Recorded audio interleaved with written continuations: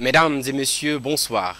Chaque année qui s'achève est un espoir qui s'annonce pour les jours à venir. Et oui, l'an 2013 s'en va laissant derrière lui tout un cocktail de souvenirs. Vous êtes bien sûr sur les antennes de la RTJ Boulbiné, votre chaîne de proximité, et bienvenue dans cette rétrospective des événements qui ont marqué 2013 dans sa globalité. Une année essentiellement dominée par la politique. L'organisation des élections législatives a divisé pouvoir et opposition.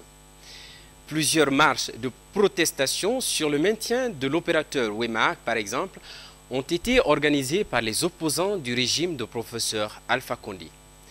Des concessions ayant été faites de part et d'autre, le 28 septembre, les Guinéens ont enfin voté dans le calme et la sérénité.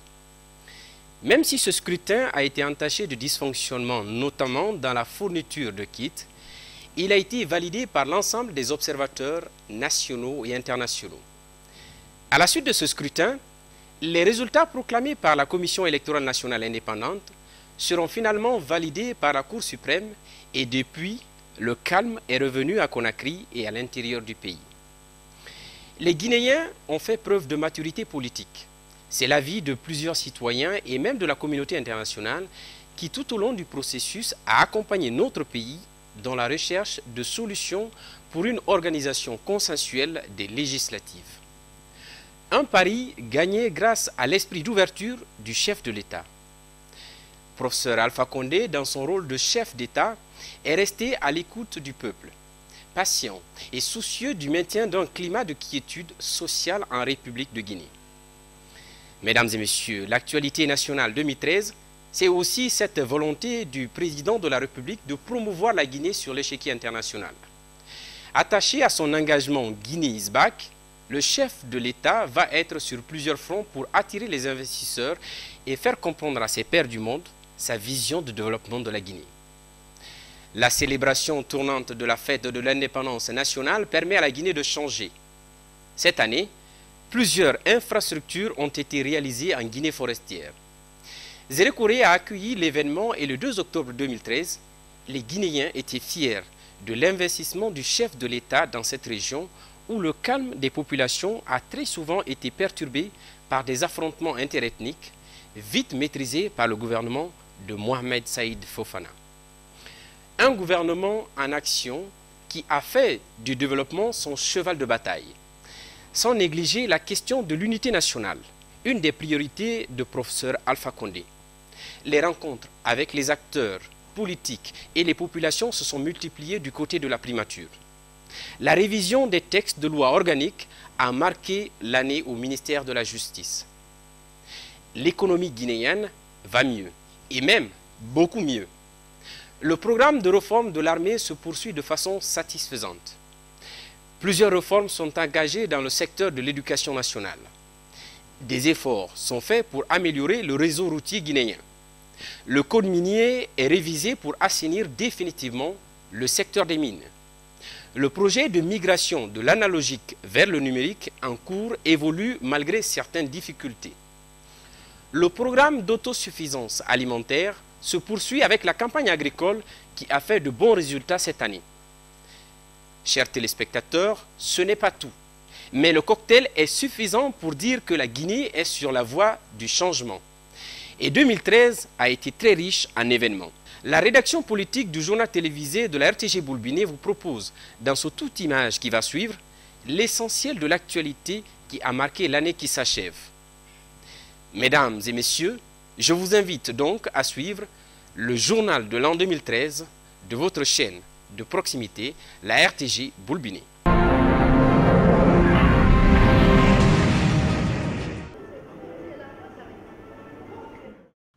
Guinée is back. C'était là un slogan. 2 ans et demi après, le slogan est devenu plus qu'une réalité.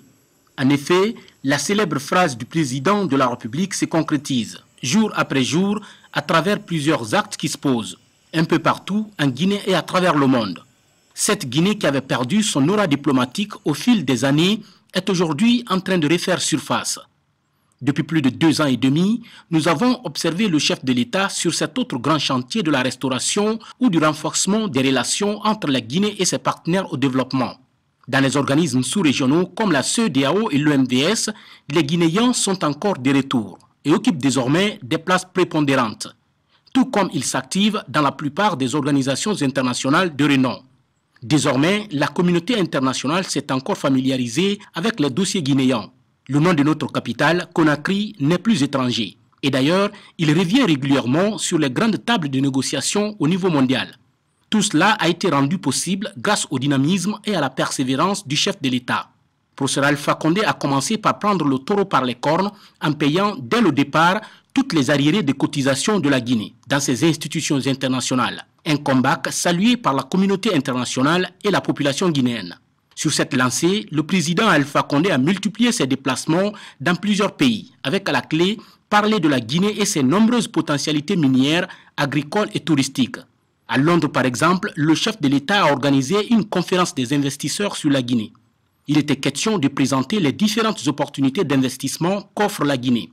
Les autorités britanniques et investisseurs venus du monde fortement présents à ces rendez-vous ont témoigné de leur soutien inconditionnel aux nombreux projets de développement expliqués et détaillés ici par les responsables guinéens sous la direction du professeur président Alpha Condé. À Yokohama aussi, au Japon, professeur Alpha Condé en compagnie d'une forte délégation était au rendez-vous de la TICAD, conférence internationale de Tokyo pour le développement de l'Afrique. Durant les 2 jours de rencontre au Japon, le président de la République a noué des contacts avec plusieurs investisseurs du pays du soleil levant en vue de leur implication effective dans le développement socio-économique de la Guinée. Et c'est dans cette optique même que professeur Alpha Condé a discuté avec le Premier ministre du Japon sur le renforcement de l'axe de coopération Conakry-Tokyo.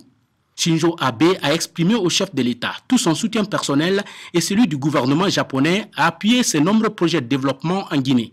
Et le gouvernement nippon a réagi à la demande du chef de l'État en ce qui est de la prise en compte de plusieurs projets essentiels comme la reconstruction du pont de Kaka dans la préfecture de Koya.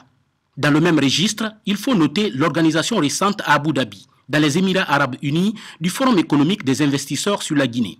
L'objectif de cette autre rencontre était d'afficher la volonté du président de la République à travers son gouvernement à faire de la Guinée une nation émergente. Il s'agissait concrètement de montrer aux 700 entrepreneurs invités toutes les opportunités d'investissement qu'offre la Guinée d'aujourd'hui. Une manière de les engager à la création de petites et moyennes entreprises porteuses de croissance et d'emploi.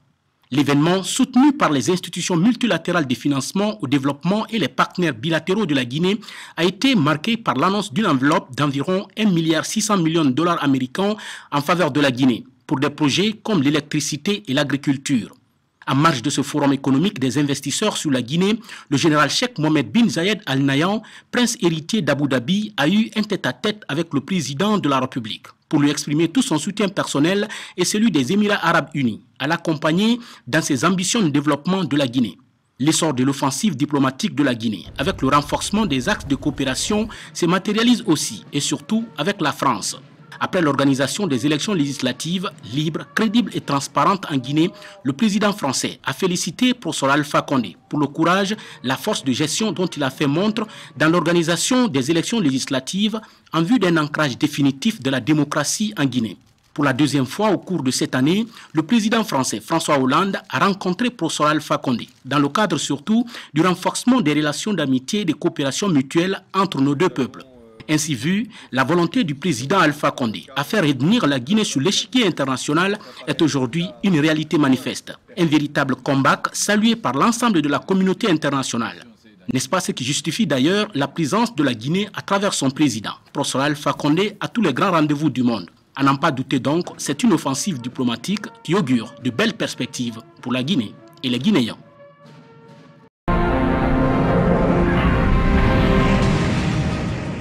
De retour sur la scène internationale, la Guinée est devenue aujourd'hui une terre d'attraction des investisseurs de tous bords.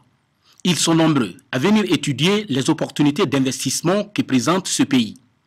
Un pays débarrassé désormais des mauvaises habitudes, comme la corruption, qui empêchait autrefois les hommes d'affaires à y investir.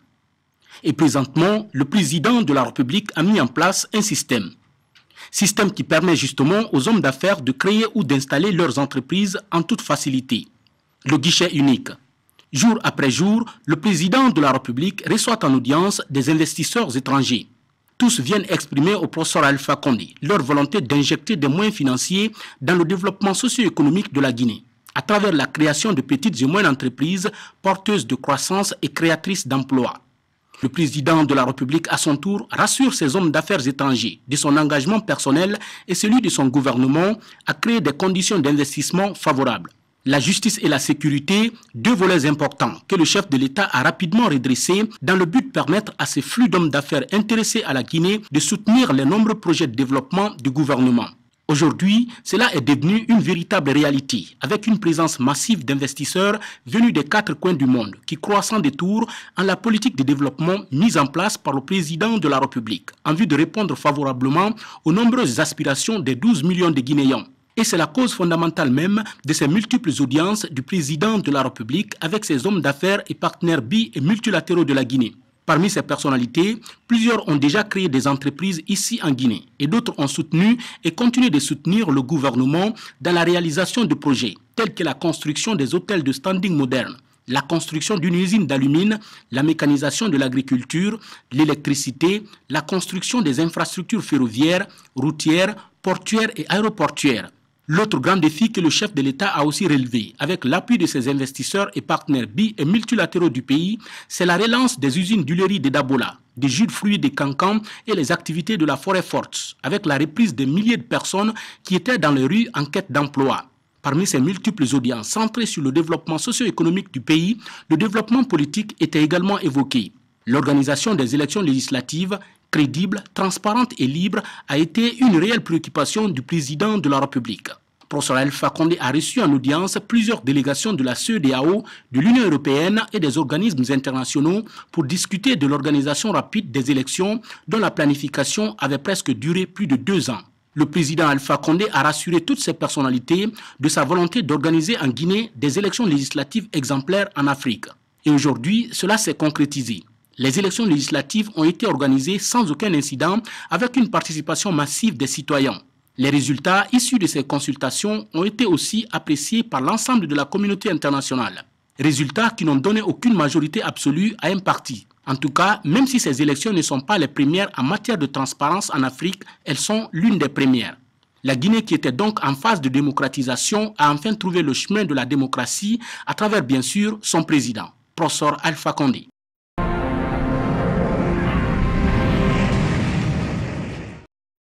Durant l'année 2013, professeur Alpha Condé a toujours privilégié le dialogue, le pardon et la solidarité, 3 vertus qu'il a patiemment cultivées. Résultat, la Guinée va certes lentement, mais sûrement. La paix sociale, indispensable à tout développement, est maintenue. Il est vrai, avec l'implication de tous les Guinéens épris de paix. Les pays amis, les partenaires au développement et la communauté internationale y ont pris une part active. Une dynamique qui, faut-il le préciser, tient à la patience du chef de l'État, mais aussi à sa force de caractère à surmonter les obstacles et à son esprit de conciliation. Toutes choses ayant permis à notre pays de boucler enfin la phase de transition par l'organisation des élections législatives inclusives et apaisées le 28 septembre 2013. Pour en arriver là, professeur Alpha Condé a privilégié le dialogue avec tous les acteurs politiques en mettant en place un cadre permanent de dialogue politique présidé par le Premier ministre chef du gouvernement. Par le dialogue, il est resté à l'écoute de la communauté internationale. Parallèlement, le président de la République a sillonné le pays pour amener la population à comprendre l'évolution politique et les enjeux qui s'y rattachent. Des prises de contact qui l'ont conduit dans les 4 régions naturelles du pays, 10 préfectures dont Zérékoré en Guinée forestière, Farana, Cancan, Sigiri, Kouroussa en Haute-Guinée, Labé, Pita Dalaba et Mamou en Moyenne-Guinée, Kindia, et la cité industrielle Kamsar de la préfecture de Boké en Basse-Guinée. Partout, le chef de l'État a rappelé son projet de société et ses méga-projets, au nombre desquels l'électrification, le développement agricole, l'adduction d'eau potable, les routes, la santé, l'éducation et la réforme minière. À Conakry, le président de la République a organisé des journées de concertation avec les agriculteurs, éleveurs et pêcheurs. Il s'est agi de connaître leurs problèmes en vue d'apporter des solutions durables. L'objectif, booster le développement du paysanat guinéen par l'accroissement de la production et des revenus. Professeur Alpha Condé a également débattu des questions de développement avec les responsables et populations des 5 communes de Conakry.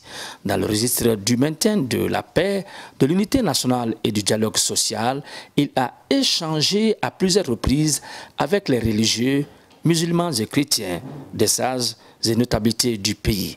Dans le même cadre d'échange, les joueurs du Hafia et la star camerounaise du football, Samuel Eto'o ont été reçus par le président de la République. Il a également conféré avec de nombreux artistes musiciens guinéens, des hommes de lettres et de culture, parmi lesquels des étrangers, dont la fille de feu Myriam Makeba, Bangui Makeba, Frédéric Mewé de Côte d'Ivoire, mais aussi les mégastars du groupe entier de musique, les Kassav.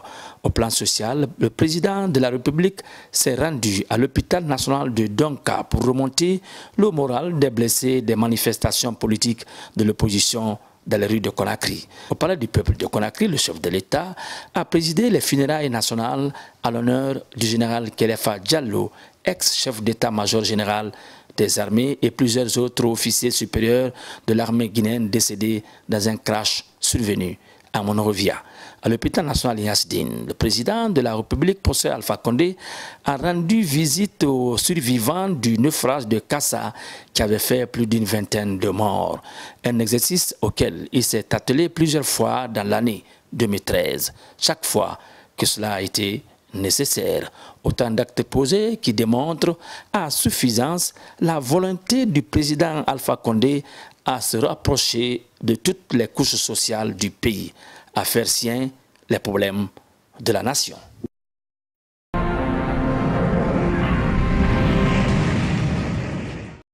Les villes de Bokeh et de Zérékoré qui ont abrité les festivités du 54e anniversaire et 55e de la fête tournante de l'indépendance le 2 octobre symbolisent l'option du président bâtisseur Quincan, le professeur Alpha Condé. Pour s'en convaincre, il n'y a qu'à regarder l'état de la voirie urbaine de Zérékoré, totalement reconstruite, l'éclairage public et la rénovation et reconstruction des bâtiments administratifs de Zérékoré, capitale de la région forestière du pays. Au total, ce sont 19 infrastructures, aussi bien publiques que privées, qui ont été reconstruites, rénovées et agrandies. À l'initiative du président Alpha Condé, dans le cadre du 2 octobre 2013, 55e anniversaire de l'indépendance de la Guinée. Des édifices dont il a lui-même procédé à la remise officielle. Les 6 autres préfectures de la région forestière, à savoir Yomo, Lola, Beila, Massanta, Gekedou et Kissidougou, ont bénéficié d'un ensemble de 65 infrastructures d'intérêt public. À Conakry, le Palais des Nations est en cours de reconstruction et d'équipement. Un bijou d'une infrastructure moderne, l'œuvre de l'entreprise marocaine Itkan. C'est un imposant palais qui force l'admiration et le respect. Le chef de l'État qui a initié cette reconstruction a visité plusieurs fois cet édifice qui a accueilli du 9 au 12 décembre 2013 la 40e session du Conseil des ministres des Affaires étrangères de l'OCI. Équipé dans la commune de Ratoma, professeur Alpha Condé a procédé à la pose de la première pierre de la construction d'un complexe de logements et de bureaux sur une superficie de 20 hectares. À Kagbelin, dans la préfecture de Debreka, le chef de l'État a inauguré l'usine de ciment du groupe GI, dotée d'une capacité de 600 000 tonnes par an. Elle atteindra 1 million de tonnes courant 2014.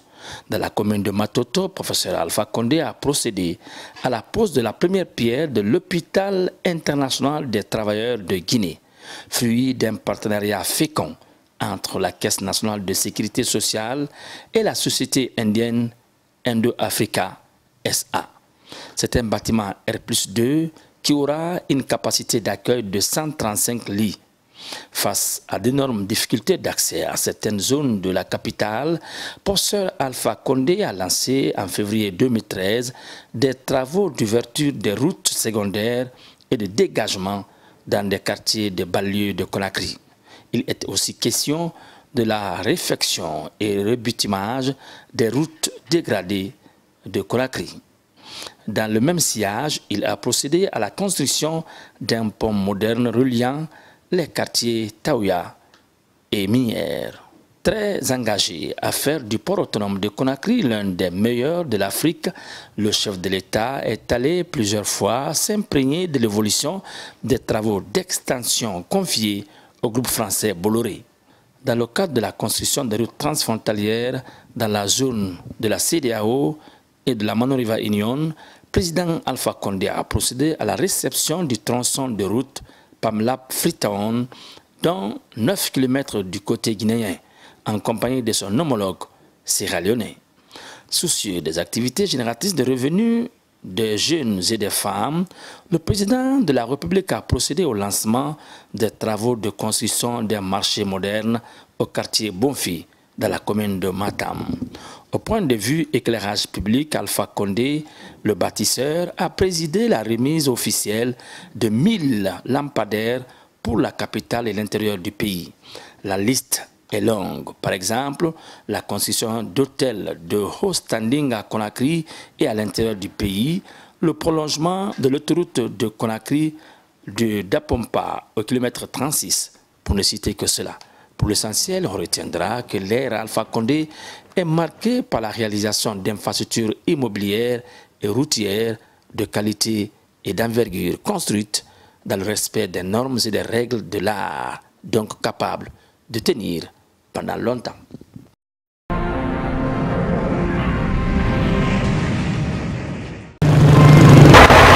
Initiant la délocalisation de la célébration de la fête de l'indépendance nationale, la vision du chef de l'État est d'amorcer le développement socio-économique du pays par les communautés rurales.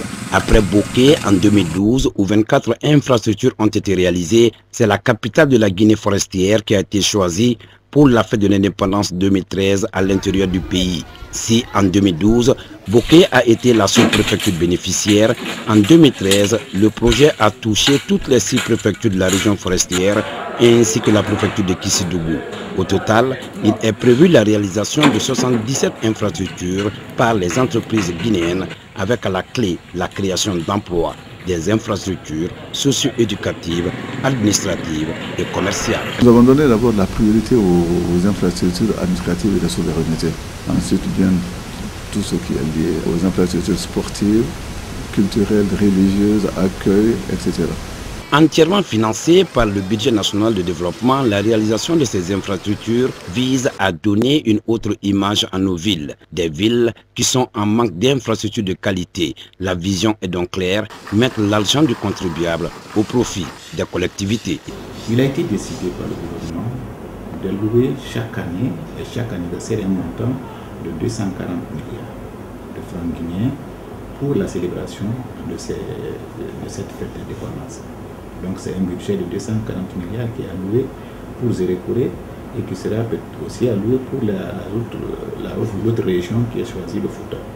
Et pour un suivi de proximité, des commissions sont mises en place pour veiller à l'exécution correcte des travaux. Les représentants du bureau du cabinet d'ingénierie conseil, les représentants des cabinets de supervision sont directement sur le terrain pour relayer s'il y a des manquements graves ou des insuffisances graves, ils doivent nous les envoyer. Il y a des rapports périodiques qui doivent nous parvenir. Donc il y a des bureaux de contrôle qui ont été recrutés et qui sont payés pour suivre, pour faire le suivi technique. C'est donc dans une ambiance de reconnaissance des actions entamées que les Guinéens résidents et ressortissants se sont retrouvés à Zérékoré autour du chef de l'État pour saluer l'initiative. Déjà, des missions d'identification ont séjourné au Fouta et le montage des dossiers sont en cours pour éviter tout retard lié à la réussite de l'an 56 de l'indépendance de la Guinée au Fouta Djallon.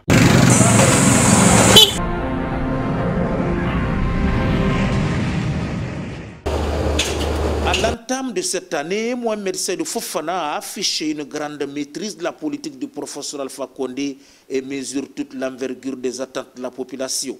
Il s'est ainsi appliqué partout. Il a suscité un mouvement d'ensemble des Guinéens vers l'idéal de paix et de développement. À maître d'œuvre au pied du chantier esquissé par le président de la République, le Premier ministre Mohamed Seydou Fofana a tendu la main à toutes les forces de développement. les forces tant au niveau national que celui du camp des investisseurs étrangers. C'est dans ce sens que les portes de la primature sont largement ouvertes pour expliquer les opportunités extraordinaires et les garanties que la Guinée offre aux investisseurs étrangers. Au regard donc de cette motivation, le pays a mis en œuvre des mesures budgétaires rigoureuses soutenues par une politique monétaire visant à ramener et maintenir les agrégats économiques à des niveaux appréciables, avec à la clé la maîtrise de l'inflation, la réduction du déficit budgétaire et la relance de la production nationale. À tous ceux qui s'intéressent à la Guinée, le Premier ministre Fofana a rassuré que leurs capitaux sont placés à la meilleure enseigne. En réalité, les partenaires au développement mesurent bien l'immensité du travail accompli par la Guinée dans un contexte politique et socio-économique des plus difficiles. Avant la tenue des élections législatives en Guinée, la période transitoire avait entraîné des effets pervers marqués par des tensions sociales, mais le Premier ministre n'a rien lâché. Au cours de l'année, Mohamed Seydou Fofana s'est inscrit dans une dynamique de coordination de l'action gouvernementale pour l'atteinte des objectifs de la politique générale. Au plan social, les activités du Premier ministre ont été intenses. Les soubresauts itératifs qui ont agité certaines zones du pays ont mobilisé toutes les énergies du Premier ministre qui s'est rendu sur le terrain pour apporter le message de paix et d'unité et expliquer l'exigence de taire les ressentiments.